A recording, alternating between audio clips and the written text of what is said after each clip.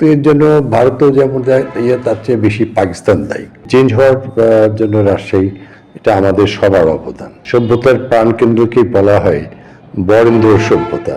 শিক্ষায় সবচেয়ে বেশি এগিয়ে নিয়ে গেছে রাজশাহী। গোটা পৃথিবীর কোনো শহরে এত বড় নদী পাশাপাশি নেই। রাজশাহী বাংলাদেশের বা হচ্ছে একটি বৃহত্তম মহানগরী, কিন্তু এর অতীত ইতিহাস হচ্ছে অবিভক্ত বেঙ্গল এবং হোল ইন্ডিয়া। তো সে সময় রাজশাহীর অনেক সুনাম ছিল।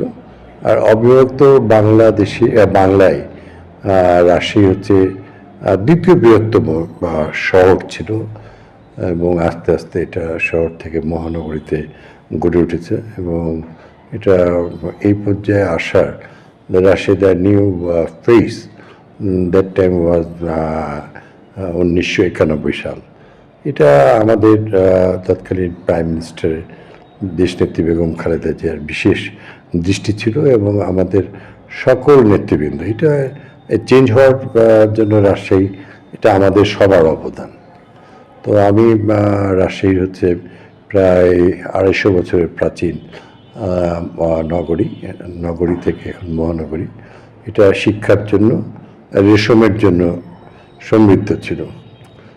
আর রাজশাহীর সবচেয়ে বড় যে প্রতিষ্ঠান আমাদের বাংলাদেশের, এবং বাংলাদেশের তৎকালীন অব্যক্ত বাংলার শিক্ষায় সবচেয়ে বেশি এগিয়ে নিয়ে গেছে রাজশাহী। এখানে জগৎ বিখ্যাত, পৃথিবী বিখ্যাত বড় বড় ইতিহাসবিদ, সায়েন্টিস্ট, এবং বিশেষ করে হচ্ছে বোটানির আর যে এগুলো সবই রাজশাহী থেকে। এবং ঐতিহাসিক দিক দিয়ে রাজশাহী খুবই ইম্পর্টেন্ট, বিকজ বাংলাদেশের এই অঞ্চলের সভ্যতার প্রাণকেন্দ্রকেই বলা হয় বরেন্দ্র সভ্যতা। রাজশাহী হচ্ছে সেই বরেন্দ্র সভ্যতার প্রাণকেন্দ্র। তো রাজশাহীর আদি নাম একদিকে হচ্ছে রামপুর আর একদিকে হচ্ছে বোয়ালিয়া। তো এটা একটা নদী দ্বারা বিভক্ত। তো সেটার দুই পাশ মিলে রামপুর বলিয়া ছিল। তো সেই রামপুর বলিয়া পরবর্তীতে রাজশাহী হয়। আর রাজশাহী হচ্ছে বিভাগীয় শহর হিসেবে দক্ষিণে ছিল কুয়াকাটা, এখন যেটা আমরা খুবই ভালো একটা হচ্ছে সামুদ্রিক একটা দেখি। আর উত্তরে ছিল হচ্ছে Sikkim, that is Darjeeling is the last point Rajshahi বিভাগে, মানে বাংলাদেশের এখন প্রায় অর্ধেকের মতো সে সময় ছিল। আর বিশাল পদ্মা নদীর পাশে এই মহানগরী, পৃথিবীর খুব কম মহানগরীর পাশে এত বিশাল নদী, যেটা ভারতের গঙ্গা বলে, বাংলাদেশের পদ্মা। এটা 22 কিলোমিটার আছে। এটা কোনো শহরের এটা নাই, গোটা পৃথিবীর কোনো শহরে এত বড় নদী পাশাপাশি নেই।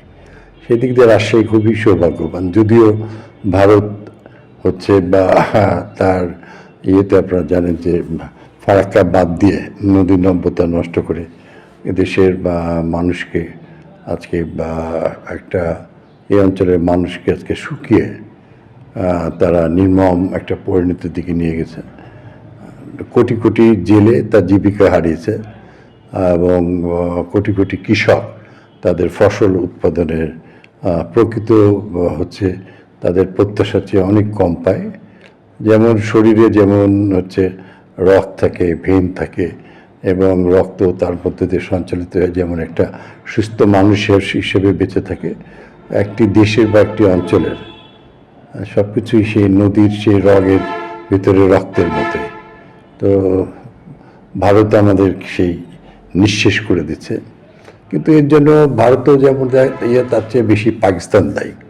একই সঙ্গে ইন্ডিয়া সিন্ধু নদীর উপরে বাঁধ দেওয়ার চেষ্টা করেছিল, এবং পদ্মা নদীর উপরে ফারাক্কা বাঁধ দেওয়ার। তো ওরা বলেছিল যে পাকিস্তানিরা, যে আমাদের জীবন হচ্ছে এবং রক্ত যদি আমাদের শুকিয়ে যায় তো মৃত্যু তো নিশ্চিত। তো আমরা যখন মরব, আমরা এই বাঁধের উপরে বোম্বিং করে এই বাঁধের কাজ বন্ধ করে দেবো। একই সময় তাদের উচিত ছিল যে বাংলাদেশে এখান থেকে ফারাক্কার উপর একটা ওই ধরনের হুমকি, ওই ধরনের একটা অপারেশন রাখা। সেটা একটা ভুল ছিল। পরবর্তীতে শেখ মুজিব বাংলাদেশে আসার পর তিনি একটি অসম একটি গোলামীর চুক্তি করেন, যেটা হচ্ছে বলা হয় হচ্ছে মুজিব ইন্দিরা 25 বছর মেয়াদী যেটা পরাধীনতার যে চুক্তি, সেটার মধ্যে দিয়েই আজকে পদ্মা নদীর অবস্থা। তো যাই হোক, রাজশাহী আমাদের দীর্ঘ পথ অতিক্রম করে এই মাটির খুবই যারা জ্ঞানী গুণী ব্যক্তি, তারা এই শহরে তাদের জন্ম।